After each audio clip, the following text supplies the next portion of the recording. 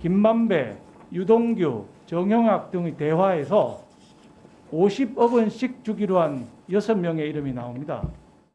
이른바 정영학 녹취록이 촉발한 50억 클럽 의혹이 남욱 변호사의 입을 통해 다시 수면 위로 떠오르고 있습니다. 대표적으로 거론된 인물은 김수남 전 검찰총장과 박영수 전 특별검사.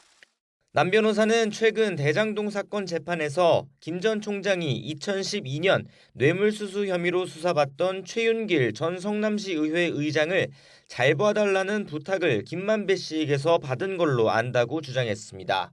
남 변호사는 또 지난 대선 과정에서 불거졌던 과거 대검찰청 중앙수사부의 부산저축은행 부실수사 의혹에도 다시 불을 지폈습니다.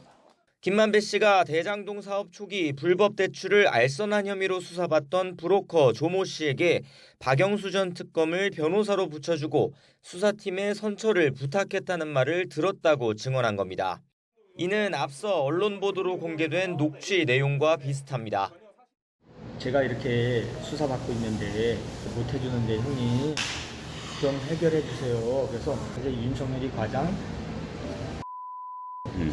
남편이 주인 검사야. 그래서 박영수를 소개해줘 내가. 물론 남 변호사의 증언은 여전히 그런 얘기를 들었다는 전원 수준입니다.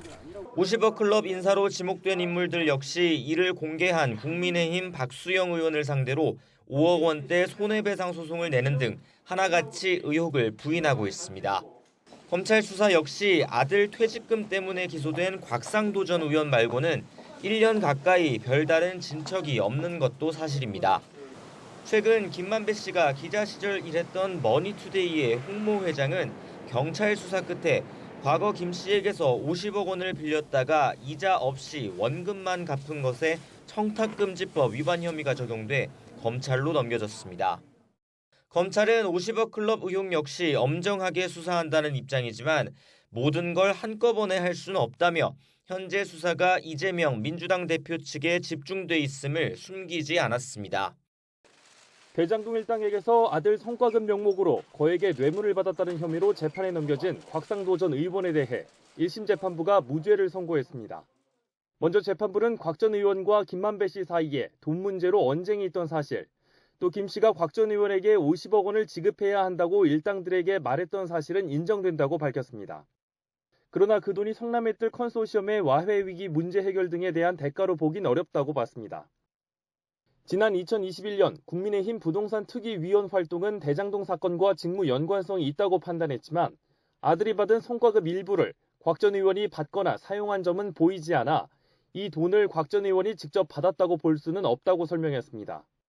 결과적으로 곽 전 의원의 뇌물수수와 김만배 씨의 뇌물공여 혐의는 모두 무죄가 선고됐습니다.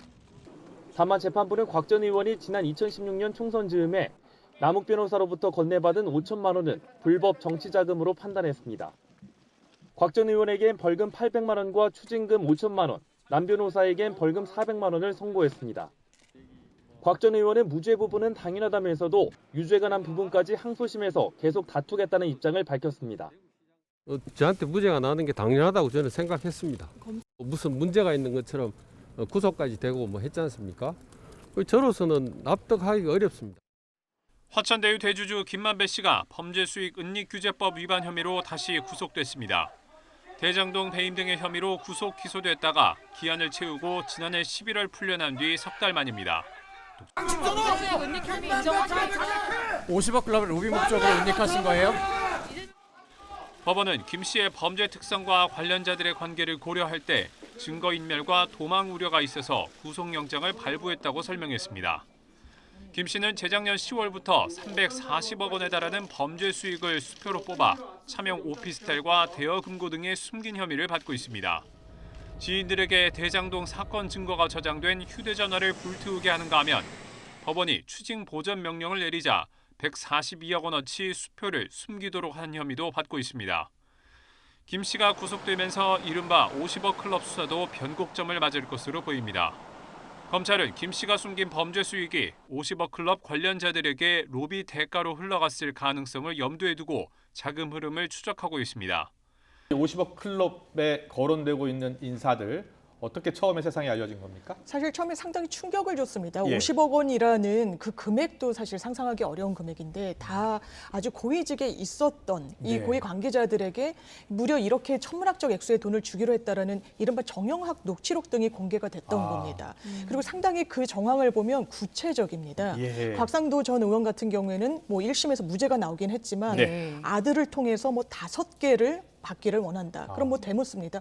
뭐 5억이요? 아니다. 50억이다. 상당히 이런 구체적인 내역이 있었기 때문에 검찰로서는 하나의 수사의 단서로 보고 이 수사를 진행할 수밖에 없었던 부분이 있는데 예. 실제로 수사의 포인트는 이른바 대장동 일당들이 가져간 그 천문학적 이득 이 부분에 아무래도 초점이 맞춰지다 보니까 상대적으로 50억 클럽에 대해서는 수사가 좀 지진했던 부분이 있고 하지만 곽상도 전 의원이 1심에서 무죄를 받고 이게 과연 맞는 수사와 판결이 맞느냐라는 예, 예. 국민적 공분이 있었던 점 그래서 검사 인력이 추가로 좀 투입이 되면서 이 관련 수사에도 속도를 낸 것으로 보입니다. 그렇군요. 어떤 명목으로 이렇게 돈을 받아갔는가와 관련해서는 그 당시에 대장동 일당들이 컨소시엄 구성에 상당히 애를 먹습니다. 네. 실제로 곽상도 전 의원 같은 경우에도 하나은행 컨소시엄에서 하나은행이 이탈하려고 하니까 그 회장과 뭐 대학 동문이다 등등의 이유로 도움을 주려고 했던 것 아니냐.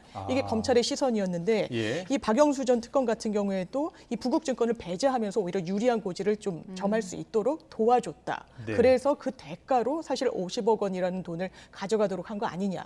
그렇다면 사실 곽상도 전 의원과의 다른 점은 50억 원이라는 실물이 정말 흘러갔는지 그 종착지로 박 전 특검에게 갔는지는 좀 공백으로 남은 것 같습니다. 다만 예. 그 딸이 화천대유에서 근무를 하면서 한 17개월 정도 근무를 하거든요. 근데 받아간 급여가 한 11억 원 정도입니다. 그러면 이게 보통의 직장인으로서는 사실 상상하기 어려운 정도의 그렇죠. 급여이기 때문에 예.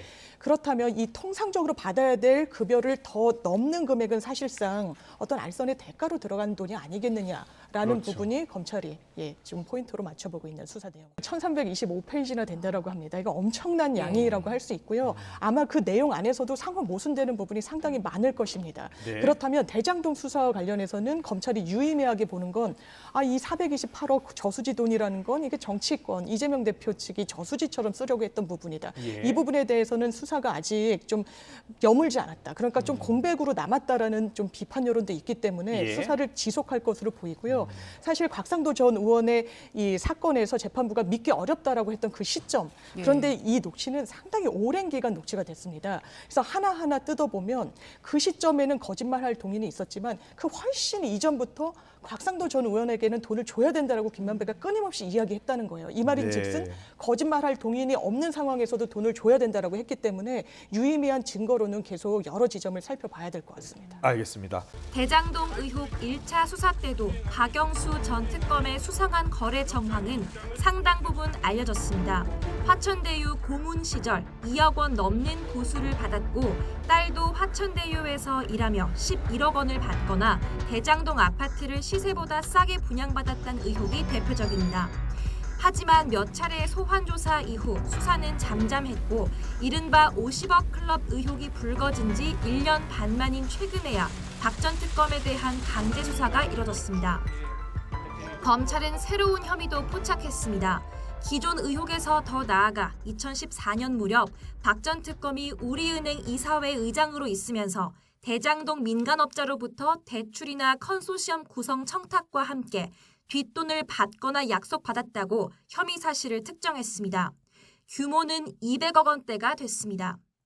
검찰은 계좌 추적과 관계자 진술을 토대로 수사 단서를 찾아냈다며 자신감을 내비치고 있는데 관건은 직접 증거 유무입니다. 앞서 검찰은 마찬가지로 50억 클럽 인사인 곽상도 전 의원의 1심 재판에서 혐의 입증을 다하지 못한 전력이 있습니다. 당시 재판부는 50억 클럽의 실체뿐만 아니라 관계자들의 오락가락한 진술을 걸고 넘어졌습니다. 특히 남욱 변호사에 대해선 기억은 시간이 지나면 흐려지기 마련인데 시간이 한참 지난 일에 대해 구체적인 기억을 떠올리게 된 상황을 받아들이기 어렵다고까지 지적했습니다. 박 전 특검도 자신에 대한 압수수색을 관련자들의 근거 없는 진술에 기반을 둔 수사란 논리를 세우고 있습니다.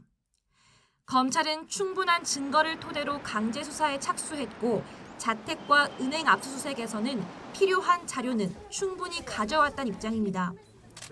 그러나 이미 10년 전쯤 일인데다 수사가 주춤한 사이 당사자들이 수사에 대비할 수 있었던 시간이 충분했던 상황입니다.